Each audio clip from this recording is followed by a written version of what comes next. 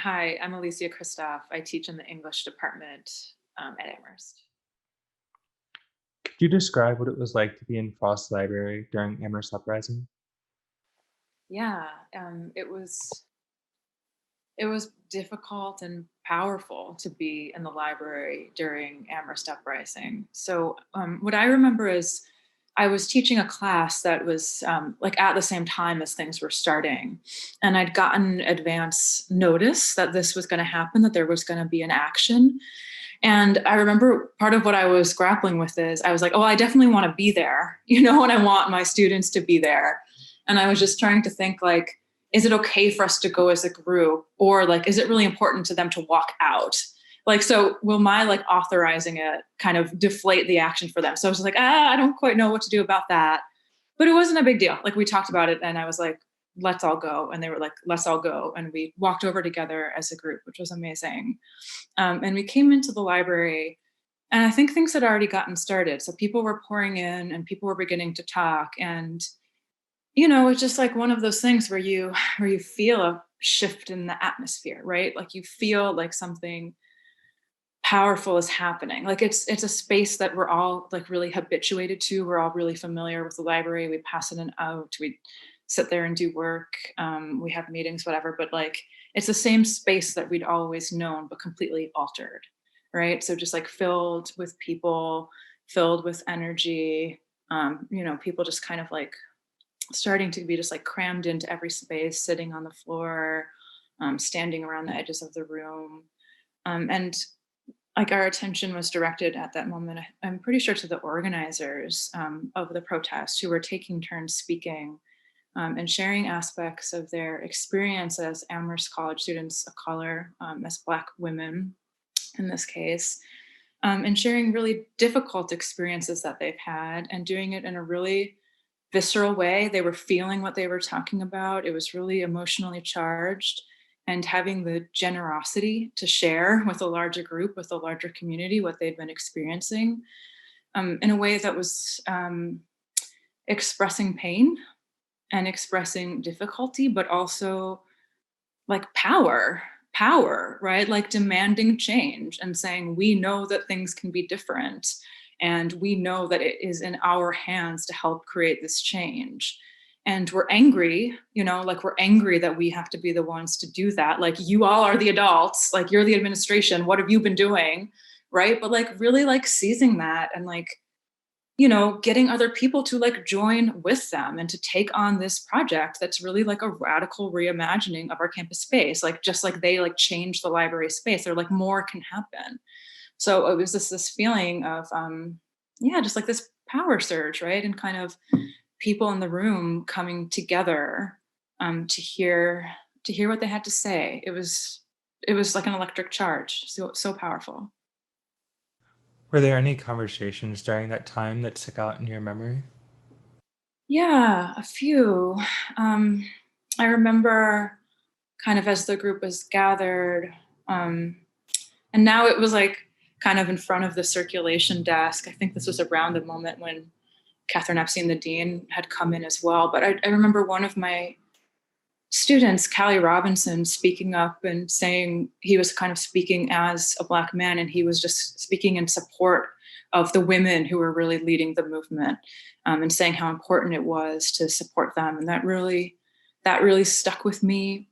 I also started seeing him around protests in Holyoke and other places in the community, and that was really powerful. Um, I remember too, kind of, it was hours of, being gathered together and hearing testimony, and, so much emotion, people crying and screaming and really saying what they needed to say. And then kind of as that kind of, there was like a pause on that. And then people started like circulating, right? They started like talking with one another and greeting each other. And I remember so much of that because it was just powerful that, the love that people were offering each other, right? Like finding each other and giving these like massive hugs and, words of support. And I remember frankly feeling like a little shy in that moment, right? Because I think the dynamics between faculty and students shifted, right? Like there was like a different kind of like closeness and a different kind of like like, are you in the struggle or not? Right. And I was just kind of shy, but I moved around the room. I had been with Professor Parham, Marissa Parham, my colleague, and she just did it so beautifully. I mean, she did so much to support students so beautifully, but the ways that she just went and like offered hugs and offered advice, because she was helping, I think, a lot with a lot of the organizing and,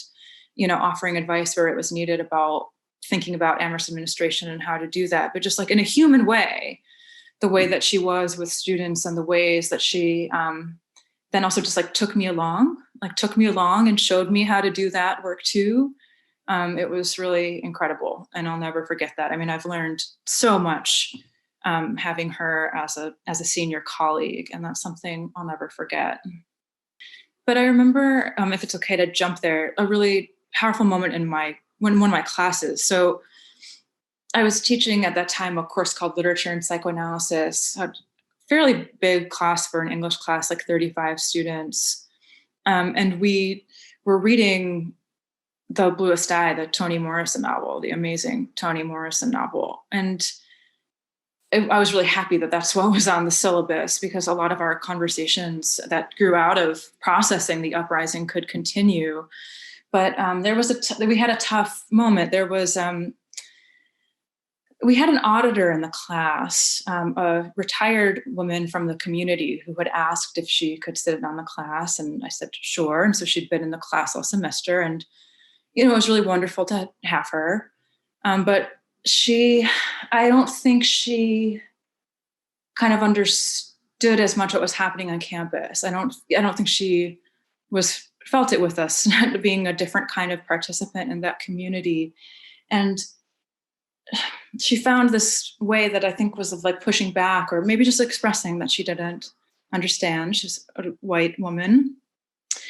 And so we were reading The Bluest Eye and, talking about, various dynamics. It's talking about racialization, the internalization of the white gaze, ways that like these characters, right, these young African-American women in Ohio have been made to feel inadequate, been made to feel ugly, unlovable, all of these things. And we were talking about those specific dynamics. And she said, hold on, like, I don't understand. Like, isn't this just about being lonely? And don't we all feel lonely? And wouldn't it be more productive to think about it in those terms? And so, I was like, no, it's not. Like, we're talking about a specific history and a specific cultural dynamic, and we're talking about racism. And this is what the novel is about, and we have to address it in those terms. And it was a hard moment in the class. And in fact, we had some follow-up conversation over email, and she didn't come back. She ended up leaving for the semester, which was unfortunate, but it was actually a really important teaching moment and learning moment for all of us. Because, I mean, okay, and so now I'm jumping ahead too, but I think this is,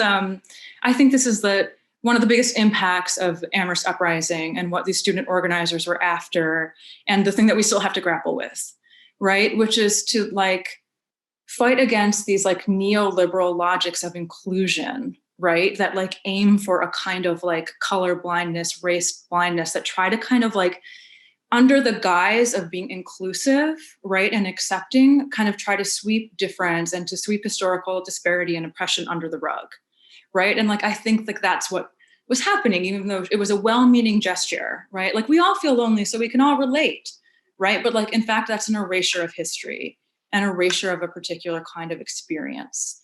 And so, like, in my understanding of Amherst Uprising, like, that's what it was about, right? It's like, fuck your like logics of inclusion. Inclusion is not enough. And I remember people saying this during the protest, right? Like, you're using us on the brochure. Like, you have a diverse student body, and like that looks great for you. You're using us, but we're not having a good experience, right? So like, it's not enough just to like include people of color, right? Like, you have to really rethink the ways that you're structuring the institution and institutional life. So for me, like, that is, such a big takeaway, and something that Amherst College like still has to learn and still has to grapple with. Can you talk a little more about the What was motivating you to participate and engage in Amherst Uprising? I was motivated by these students' courage and activism and intelligence, and force, and I wanted to be there to support students. I am a person of color. I'm Latina, and I have I interact a lot with students of color who share experiences with me. And so I both want to, support them as students having these experiences in their own right. And also I'm a non-Black person, right? So also wanting to support experiences that, I don't have, right? And it's up to me as a non-Black person to like be behind people. And I think, there's also things that I recognize in my own experience, right? In my own experiences with racism at the institution that make me, a really adamant participant, right? Someone who really wants to make these things happen, to make Amherst College a better place, right? And in a way that's not just lip service, in a way that actually supports students, staff, faculty of color. We still, I've been dealing with this with Office of Diversity and Inclusion now, right? Like we still don't have an accounting of pay disparities between white and non-white faculty, right? I still think that like faculty of color is not being adequately compensated at the college, right? And it's that same thing of like the college is happy to say we have a diverse faculty, but I don't know if their money is where their mouth is, like, right? I don't know if they're willing to actually support that work, and like the actual difference that brings in terms of like the different ways that people are going to approach things, run their classrooms, the different like lives that people are leading and what they're bringing to this institution. So yeah, both those things, like wanting to support students and also like being in the cause myself. How do you understand the larger impact of the Amherst Uprising looking back 5 years from now, 5 years now, and how do you hope it will be remembered moving forward? Yeah. I think the fight is still ongoing. Like I think it made such a significant impact. I think it was a huge wake up call for a lot of people on campus, but also just a kind of shift in terms of students saying we're here and we're activists, like we're not complacent, like we're looking to make a change. But I think the work is really not done. Like I think a lot of the problems that students identified still exist, and we're still working on it, and that the college needs to like we all need to, I include myself, like we need to do the work to actually change things. I still feel like we're working in a really responsive way, right? So like in a moment of national crisis, like now, right? Like after, the tragic murders of George Floyd, Breonna Taylor, Ahmaud Arbery, and then the national protests that followed, right? Like then the college is like, oh right, like let's do something. Like, okay, actually now we will hire an African Americanist. Like now we will hire more senior scholars of color, right? But I'm glad that's happening. That's wonderful. Let's do that. But it's a little like, okay, but like we've been asking for this, right? Like why is it only the moment now, right? So I think the uprising, like we still need to figure out how to like implement those changes in a more like sustained way, right? Like actually make them happen. Like I think we're still dealing with a lot of the problems the students pointed out, and it would be amazing to also like renew the conversation in a community way, right? To be like, where are we? Like, let's have a reckoning. Students, what is your experience on the ground? And to work from there. And I just want to say that that one of them was students just saying like, I'm tired. I'm so tired, right? Like I'm doing my work as a student, and then I'm also having to do all of this work to like educate people around me about racism on campus and its effects. And I shouldn't have to be doing all of this. Like this is like I'm not being paid to do this. So I think that was really, amazing, but also just so hard to hear, right? Like you could hear it, like you could hear the exhaustion. And I remember just at one of the big faculty meetings we had after to discuss this, that was one of the things that was most important for me to like relay of like what I'd heard from the students, just getting that across and being like, please listen, like please hear them, please listen to what they're experiencing.